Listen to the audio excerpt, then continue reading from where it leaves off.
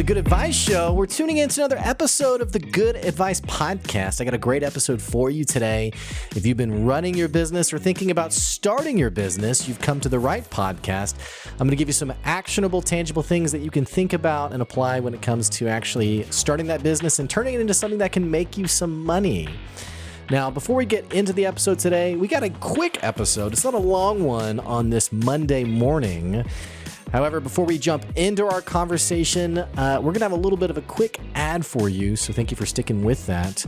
And today we're going to be talking about avoiding the path of least resistance, something that I think is incredibly difficult for most of us, and yet so tantalizing on the same token. So all that and more is on today's episode, but before we jump in, a quick word from one of our sponsors. Take a look. We'll be back soon.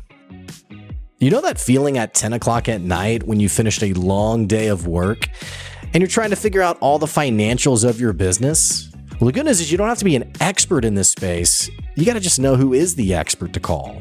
That person is Steve Lay with Equity Business Solutions, and he does business bookkeeping services better than anyone else I know. By not only helping you manage your books, he can also be the expert to help you understand your books. On top of that, he also handles payroll for businesses and really takes the worry and stress of managing all of these things so that you can focus on running your business well. So what are you waiting for? Stop wasting time trying to understand all these elements of your business.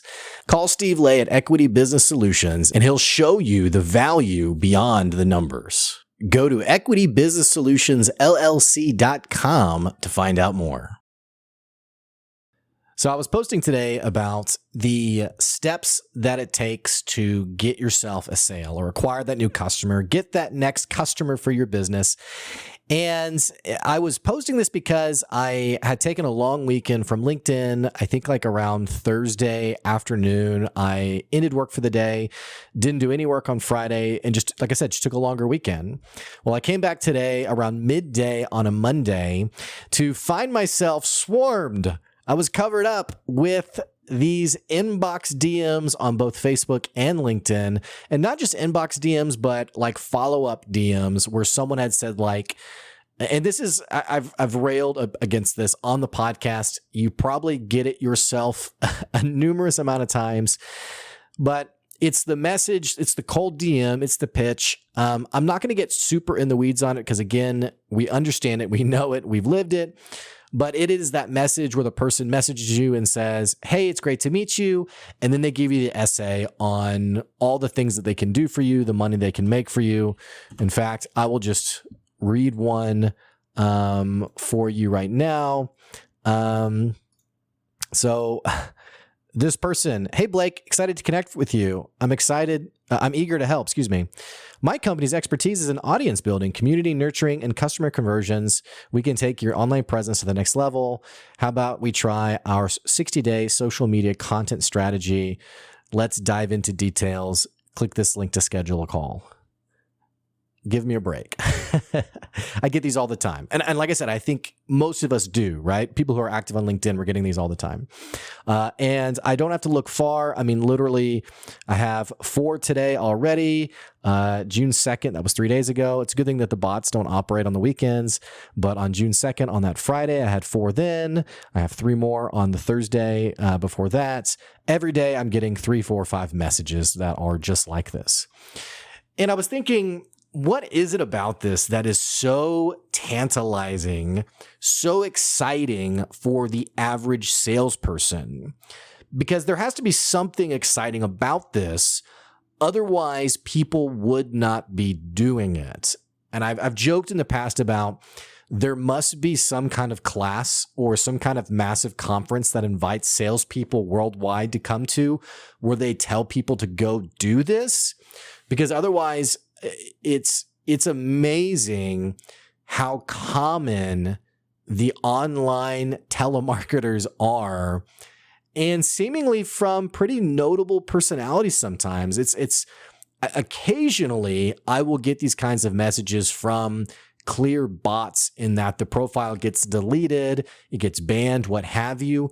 More often than not, however, It is people with sizable audiences, and this is simply the way they do business. So I was thinking, like, why is this something that is so common? I will say, and this is going to probably undo my message for today, I will say people do these things because they work. They don't work for you in that it doesn't genuinely solve your problem as a buyer, but they do work for the slimy salesperson looking to make a quick buck. Here's what I'll say by this, or here's what I mean by this. If I sent you a paragraph, let's say you got an inbox DM message from Blake that said, hey, business name. Hey, Joe. Hey, Joe, it's great to meet you. Hey, I was wondering, how's your weekly revenue for your business? Would you be opposed to making an additional $10K per week for your business in as little as 30 days? I have a surefire, no risk way where I can actually scale your business for you and get you to 6 or even 7 figures with a very tiny investment of your time, no money up front. And again, it's risk-free. Click this link to schedule a call with me. Most of us aren't going to click that because most of us are savvy enough business owners to just know how business works, to just know that there is no quick path to victory. There's no victory. There's no quick path to success. Most of us wouldn't give that message a time of day because we wouldn't believe it. We wouldn't trust it. And we would just know it's too good to be true. However, if I'm sending this message 100, 200, 300 times a day, and by the way, you have to know that this is the reach that people are engaging in. I've actually talked to people who've been friends limited or connection limited on LinkedIn because they've hit like the soft, I can't think of what the phrasing is. They've sent so many connection requests that LinkedIn has begun like cutting them off basically. And their numbers are in the 700, 800, 900s that they're consistently reaching out to these people. And of course, they're using bots to do this, which LinkedIn is working hard to, at least to my knowledge, because I've seen them say like, hey, my bot's been down. But these people are messaging hundreds of people at a time. So if I'm offering something, even when I say it's risk-free and no money up front, I am ultimately trying to convert you on a sale. And if the amount that I'm selling you is $5,000, which these are not low ticket offers, if I'm converting you at $5,000, I only need one sucker out of 100, one sucker out of 500 for my effort to be worth it for me. So you have to understand that when these messages go out, it's a numbers game. It is, I need to just message as many people as possible in order to make my sale. And as you would guess, these brands don't go anywhere long-term. They don't create any meaningful impact. And if you're listening to the podcast, I would venture to guess that this is probably not the kind of business you're wanting to start, and probably not the kind of business that you're running now and trying to grow. If it is the kind of business you're running, then I hate to say it, it's probably not the podcast for you because, it's the name of this episode. I am just all about the long game. I'm all about building something long-term. And when I say long-term, many of us think, oh, so it won't be a week? Oh, so it's going to be like a month then? It's going to be 2 months? I have this podcast class that I'm launching in about a week for people who are wanting to start a podcast. And from the people that I've talked to who've paid me to do this for them, it's just funny how the initial conversations are always, hey, you should be prepared to dedicate at least a year to this. And I have some people who respond to that with, okay, yeah, I'm in it for the long game. And I have other people who they sort of half-heartedly say that, but I can see it on their face, disappointment and, oh, I was really hoping to launch a podcast and make it big in about 2 weeks' time. And I hate to break it to you, that's just not how business works. It's not how life works. I will say, If you've been in your industry for a long time, if you have deep connections, and I don't mean that like in a slimy way, but like you just have built your network, you will grow much faster because you can leverage those connections. But if you're new to your industry, if you have never really done something like this before, you don't have a digital footprint, it will take you much longer. My podcast, for example, we're coming up on year 5. Goodness. I don't think I really saw meaningful traction till about year 3. Now, I also wasn't being very consistent with it. I had weeks, sometimes like a month at a time where I wasn't posting anything. And because of that, these were things that set me back. But whenever I talk to people and we're talking about, okay, you want to launch a podcast, we have the conversation, who's it for? What do you want to do with it? Is it to promote your business? Do you want to make money on it? I always say, okay, hey, be prepared to spend about a year before you make any money on it. And I say that up front just to get people on the same page because that is reality. That is reality.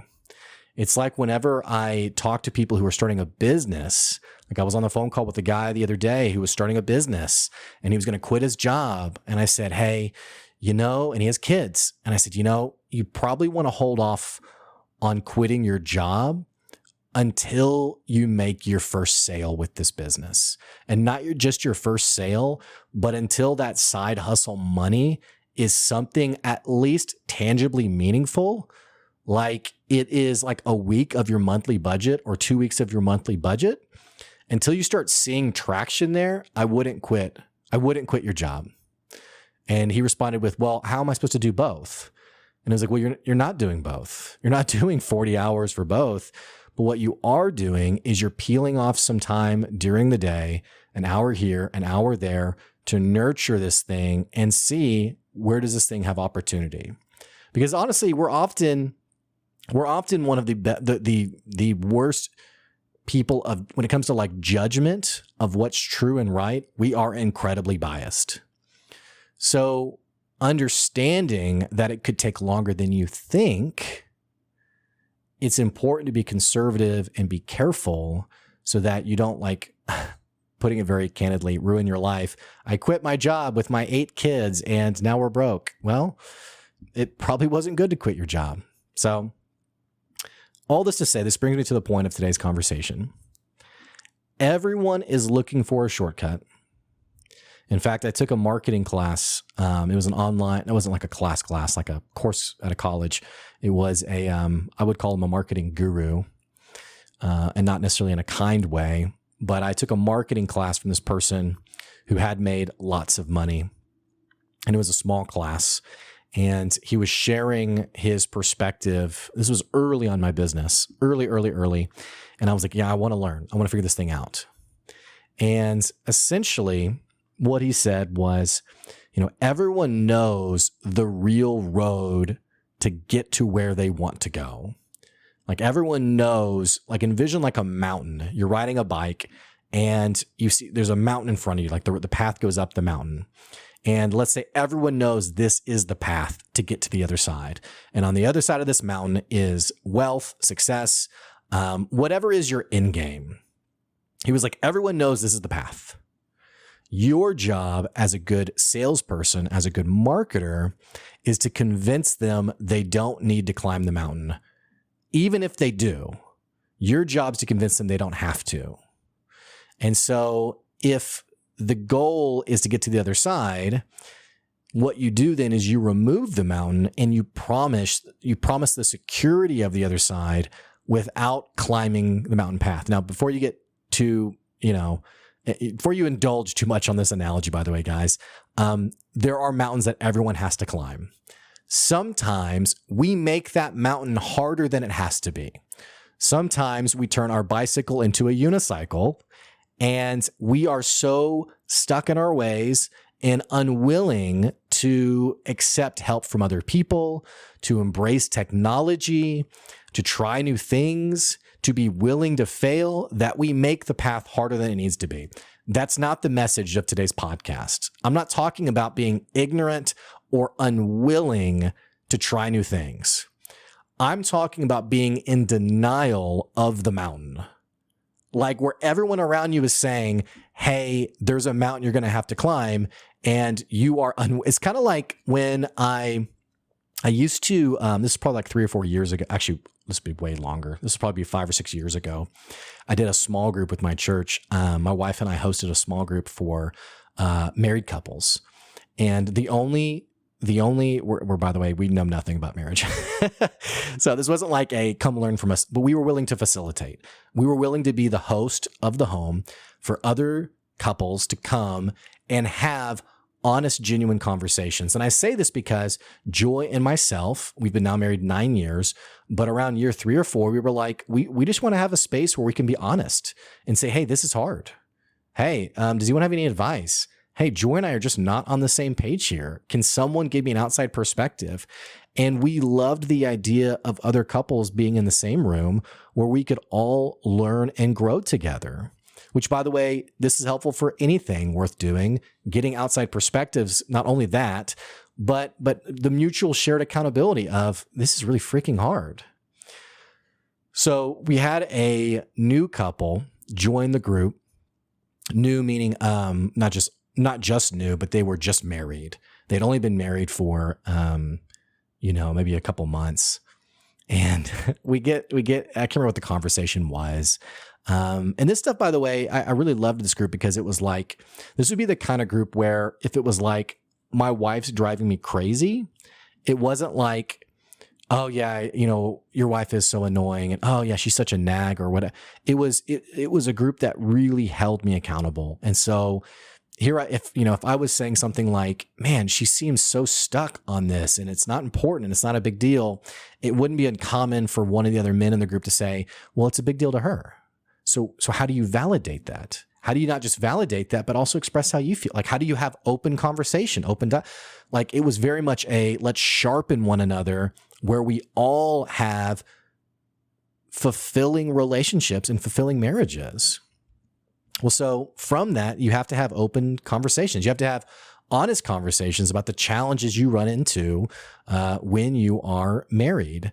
By the way, this is not unlike the group I do now on Tuesday mornings at 9 a.m. at a Red Kite in Springdale, where it's our Tuesday morning growth group where business owners get together and we share challenges. This is what I'm facing. What does everybody think? And it's not a sales pitch. It's not, man, I'm really struggling to get more customers. Well, hey, you probably need a new website and here's my card. It's, well, hey, let's talk about what it is. What is it that you ultimately sell? Well, I sell this product. Well, yeah, that's the outcome, but why would someone buy from you? Why you? Like we actually have these conversations so that people can be sharper and grow their business. But I digress. In this married couples group, we had this young couple that joined. And after the first, we had the first small group, and then we went to lunch with this couple, or with the husband, excuse me. And I was talking to him and I said, hey, so what do you think about the group? And I was seeking honest feedback because I want people to find value in the group. And again, as the host of the group, I want this thing to actually be useful for people. So I said, hey, what do you think about the group? And typically when I ask questions like this, there's 3 buckets. There are people who are, well, rather than make this more complicated than it is, people will typically be kind and earnest, or if they're not feeling it, they will still, most people I talk to will give me lip service, I guess. And I was expecting one of those 2 things because it's just most people. So this guy, however, was very candid, which is not wrong. I think it's great to be candid. And he said, we're not gonna stay in it. And he had only come one time. And I said, oh, wow. Okay. Well, or maybe a few times. I can't remember. I said, oh, well, what is it about the group? Like, is it the content? Is it, are we just not doing a good job? Like, what do you think? And mind you, just very newly married. And he goes, yeah, it's not for us. The things you guys talk about, we feel like it's bad for our marriage, which shocked me. Cause I thought, wow, I mean, we talk about listening to your spouse and validating and how do you navigate struggle and like have healthy conversation, healthy communication. So I'm thinking like, what is it that was bad? And I said, okay, well, what is it that's not good for your marriage that we're having in this conversation? And he said, you guys talk about the problems you're facing in your marriage. And I think it's bad for my wife and I because we're not planning on having problems. And I admire his thinking there of having the right mindset, a positive mindset, like we're going to make it, it's going to be great. However, I thought, yeah, but there's going to be a time you have a hard conversation. There's going to be a time you don't see eye to eye, right? I mean, that's the whole point of the group is when you get to that conversation. It's not a matter of if, it's when. You, even like power couples, you are going to have a moment where you don't see eye to eye. That's not because there's something wrong with you as a couple or you've fractured your relationship. It's just being human. We are each our own person. So I said something like that. I said, well, you're going to have moments you disagree. There's going to be moments where you hurt her feelings or offend her or vice versa. That's not anything wrong with your marriage. That's just being human. And he sort of held his hand up like, nah, and actually his response was kind of aggressive. He was like, I really reject that. I really want to keep my marriage pure and I don't accept that line of thinking. And here's the deal. If you're not spiritual at all, if you're not a Christian at all, I will go ahead and let you in on some Christian culture in that there is a Bible verse that talks about the power of life and death is in the tongue, meaning like what you say matters. And I've known people to be overly religious about that, where, you're sick with the flu and you're like, yeah, I'm sick. And someone will be like, well, don't say you're sick. That'll make it true. And it's like, I'm not here to knock anybody, by the way. I do think there is a tie between what you say and outcomes from that. I'm sorry. I just don't think I don't think I have the power to bring flu into this world. So that's my honest opinion. But he was like, I don't want you to say that over my marriage. Like that's not going to happen. And I was like, okay, all right, well, I guess that's that then. And, we didn't see eye to eye. It just was what it was. So him and his wife, they left the group. They moved on. I have no idea whatever happened to them. I hope they're still married today. I don't have any reason to assume they wouldn't be. However, I do know they probably got to a point where they had an argument, or at least some offense happened because that is simply what happens. All right. Why did I bring this up? I honestly don't know, because I've gotten so deep into this analogy now that I can't remember what brought me up to this.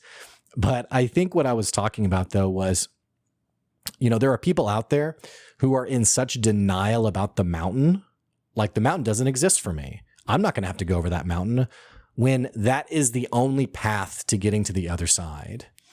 And we are so obsessed as a culture about getting around that mountain to our detriment when it comes to being healthier human beings. Sleep, drinking water, eating better, exercising. And by the way, I am my own worst person for this. I got the dad bod.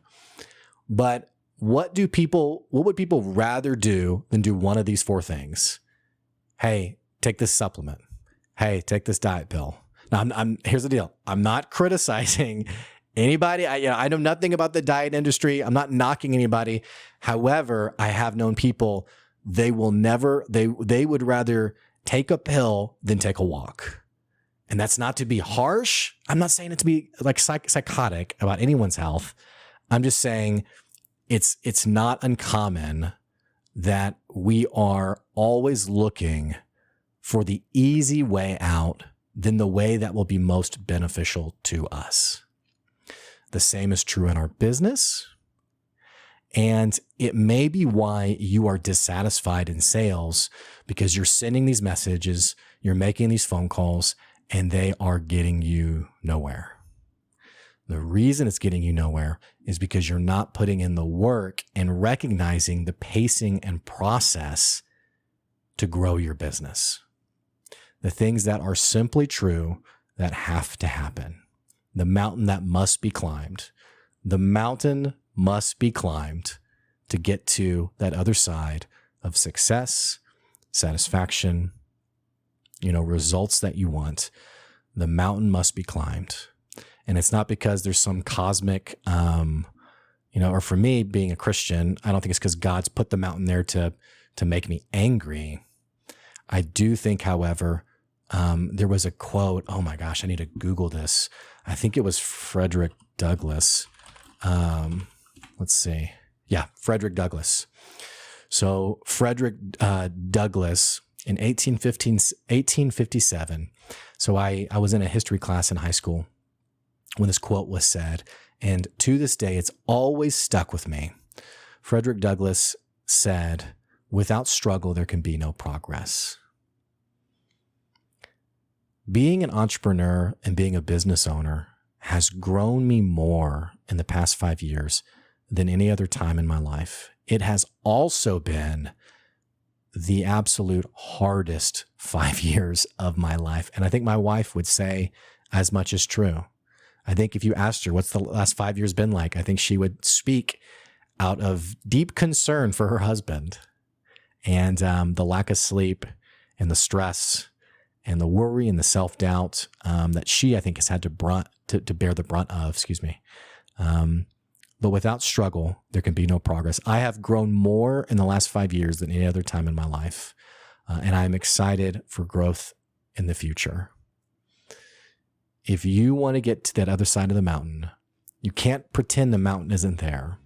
You can't imagine what are those things called? The little, I guess we'll just say like a carriage. Can't imagine a carriage is going to, horse is going to clop up next. Why is this example now in like the 1700s? I don't know what I'm doing here. You can't imagine another pathway and just believe that you're not going to have to do it. It doesn't work that way. The mountain is there for a reason. And if you want to get to the other side, you have to climb the mountain. End of story, bottom line. That is how it is. And that is the beauty of life. That is what leads ultimately to satisfaction. Without struggle, there is no progress. As we're progressing as human beings, as we're progressing in our business, embrace the struggle and climb the mountain rather than avoid it. Hey, that's today's episode. Thank you for listening today. I hope this was encouraging. If you've been feeling down about the mountain, why is this mountain here? It's there for all of us. Find a friend, find someone to talk to. Or hey, if you're local, come to our Tuesday morning growth group at 9 a.m. at Red Kite in Springdale. We'd love to have you. And other than that, we'll be back later this week with more good advice content to help you on your journey. I'm in your corner. I got people who are in mine, and all together, we're trying to make this thing work. So that's today's good advice. We'll catch you later. See ya.